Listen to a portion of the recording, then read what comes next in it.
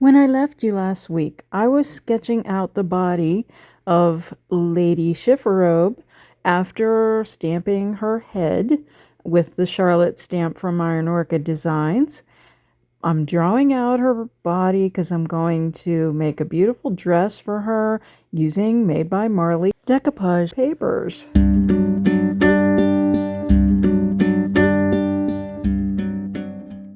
I'm a proud brand ambassador for Made by Marley. I've chosen at least 3 designs that I wanted to include in Lady Chiffarobe's wardrobe, her beautiful dress. So this first one that I'm looking at is from the autumn release. It's called All About Autumn. I love the little crackle design in there. Now this, probably not so much for her dress, but I'd like to use this on the sides and possibly on the other side of the door. This one is called Moonstruck, and on this 3-piece set, I'm particularly interested in those borders along the sides and down the middle, because I think that would make a great features on her dress, sort of to simulate lace. So that's why I'm choosing this. Plus, I think all these colors coordinate beautifully. There's even a little sort of filigree design in the background, almost like a damask pattern. And then the last one, oh, I love the colors in this, is called Hedgerow and Rosehip. It's just so beautiful. These are my inspirations. I like that this set, they all kind of just match up, so you can do a continuous on this one. So that might be some of the layers of our Lady Chiffarobe's skirt. So after some cutting, I have various piles of my fabric that I have cut out that will make layers of ruffles. At least that's what I'm imagining. I'll know what happens once I get there. And one piece that I've fussy cut into some lace, my other lace pieces, and this piece that I thought would look great on her sleeve.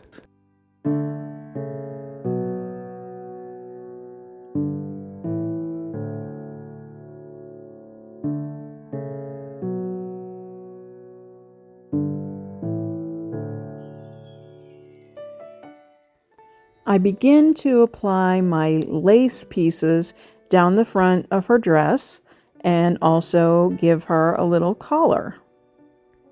I'm using Mod Podge.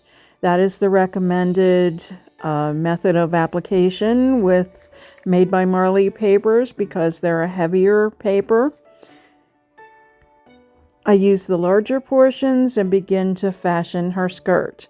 I do put some creases in here, and I'm totally okay with that because I'm trying to simulate the look of fabric. So we're going to have some wrinkles and folds in it. But you do want to be careful when you do this because this paper is a little heavier. You want to make sure that those creases are completely flat and that you've used enough Mod Podge for it.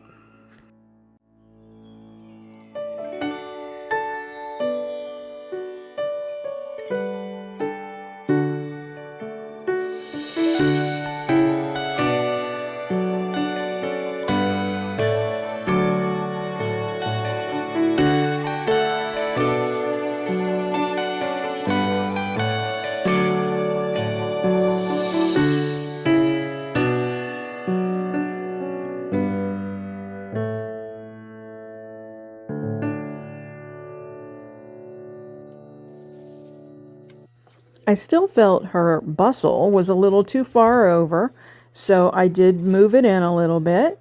And I also cut out an area for her sleeve, which you can see I have lace down at the bottom. And then I was doing a row of that lace in between the layers, and I left the edge of it up so that I can lay it back down over the paper that I pasted. If that made any sense. Live and learn, but I really learned a lot as I progressed with this project because I didn't think initially about layering so that it looked like the ruffles on top were over the subsequent layers. It was also difficult to work around that frame that had all those little designs in the mold, all those little creases in the mold. So everything took a while just to make sure that everything was pressed down in and that I had plenty of Mod Podge. I'll be quiet and let you enjoy the process.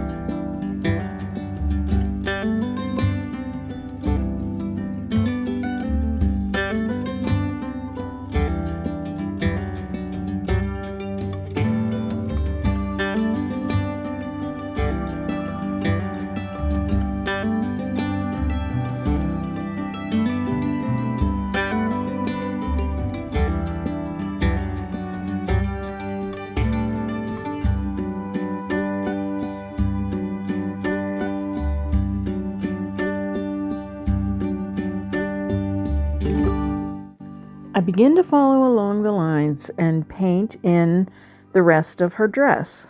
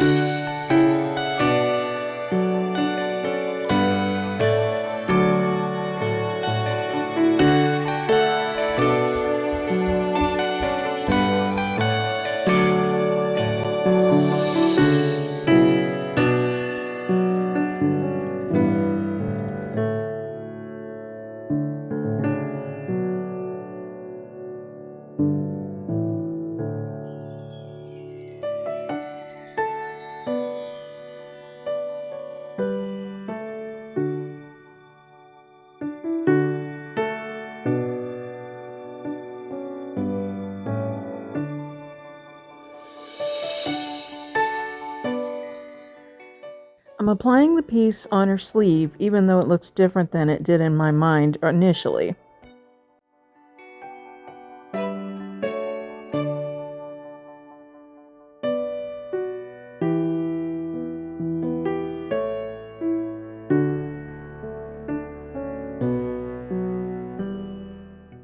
I didn't really know how this was going to work out, but I just kind of applied these pieces kind of willy-nilly, some up, some down, to simulate more of a wider lace.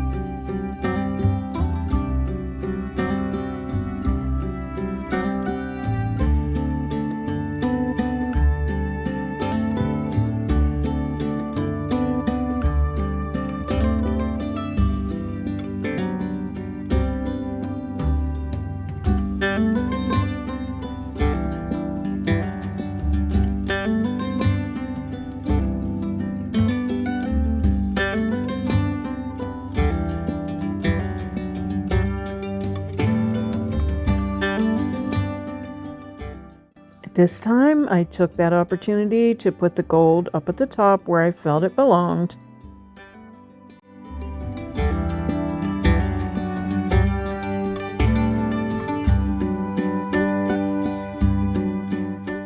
A little more lace goes at the hem of her garment.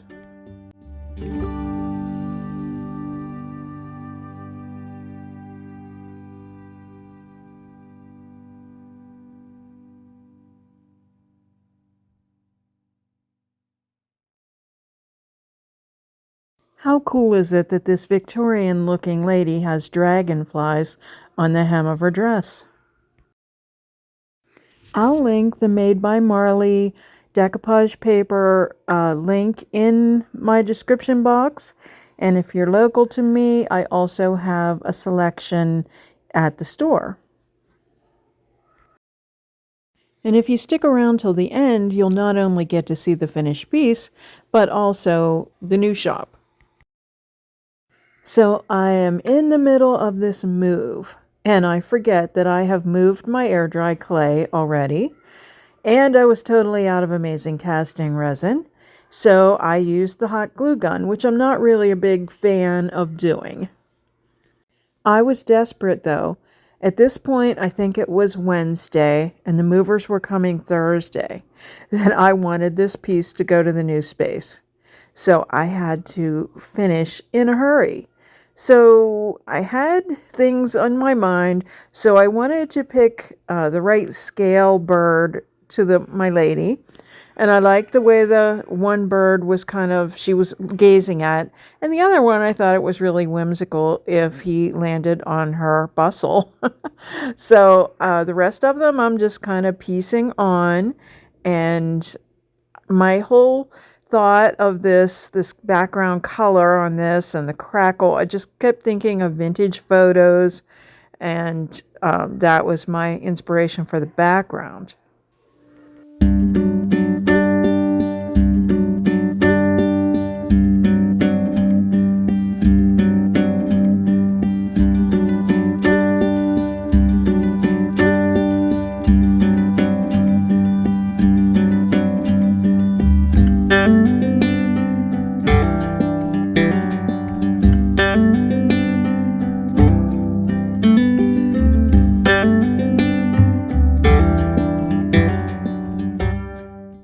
So I'm positioning that bow, and I'm using the wood glue, and I'm going over that molding in the front, so it's really not going well.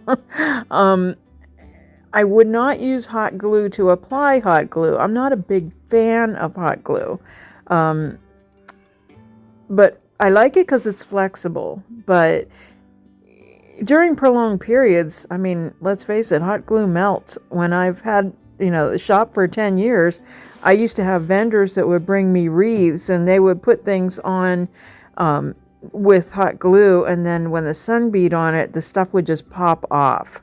So that I don't like. So I'm putting on these molds, and they're not sticking too well, so I had to resort to some other measures. So I did use my nail gun to secure them, which created another problem because I used nails that were too long. So you'll see how I fix that ultimately.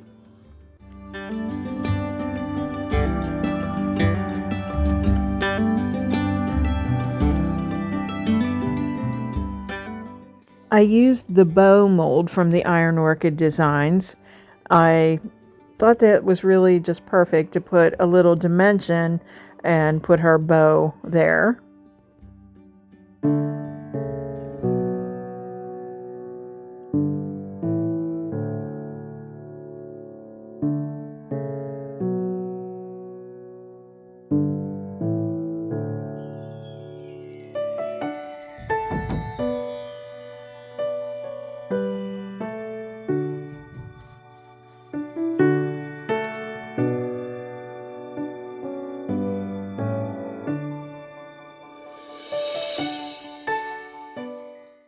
I use the filigree silkscreen stencil, which I've used pretty extensively lately. You can see it's getting pretty well worn.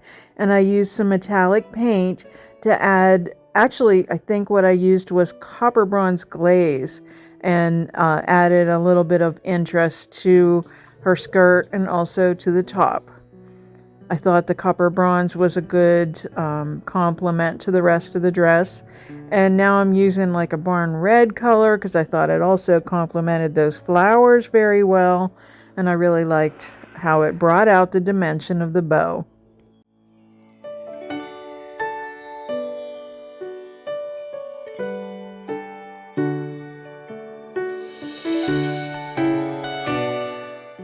Now I'm using kind of a rusty color along with a terracotta color and just doing a blend. It was kind of the inspiration of the paper, although for a while it seemed pretty bright until I was able to tone that down a little bit by using a brown color around the frame of it. That toned it down for me a little bit. And I was going to do like either a dark wax or a glaze, but I never got to it. And it's okay. I'm happy with the results of this piece.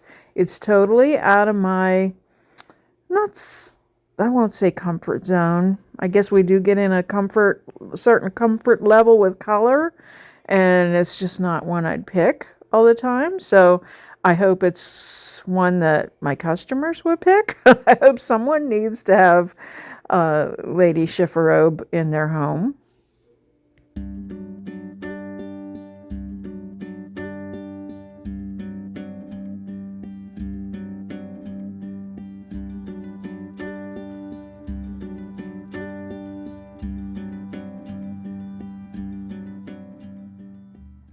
Not good with the freehand drawing, so I actually used a little bit of fleshy paint on her hand and on her face, and I kind of printed out a little guide, so just anything that helps. So, long story short, the piece got moved, and this is how I'm fixing it. I'm using fabric and Gorilla Tape to secure padding, and remember how this piece looked? Well, let's take a look at it now in its new home at Cosmic Charlie's Coffee House. I love my new space, and I think Lady Chiffarobe turned out really pretty cool. So let me know what you think in the comments of Lady Chiffarobe. I have that tied so no one gets in there because I haven't finished the other side yet. Got to do what you got to do, right?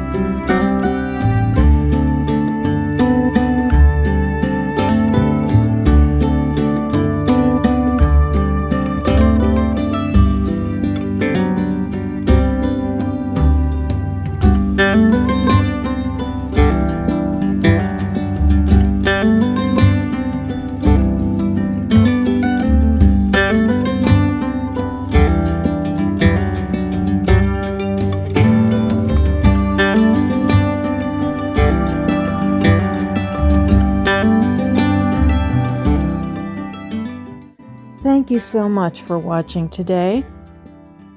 If you like this video, please give it a thumbs up and share it with your friends. Don't forget to subscribe and hit the notification bell so you don't miss a thing.